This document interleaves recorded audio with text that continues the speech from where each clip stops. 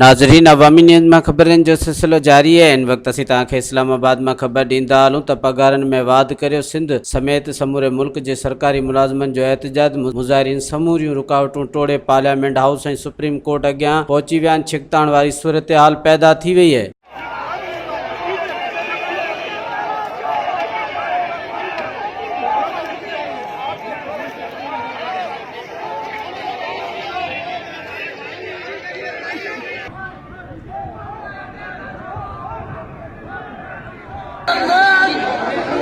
लाखों रुपए तनख्वाह लेते हैं।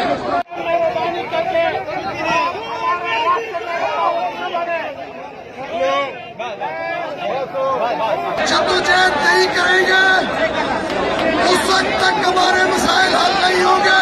मज़ीद खबरों और तफसीलात के लिए विजिट करें हमारी वेबसाइट www.awamiNewsHD.com।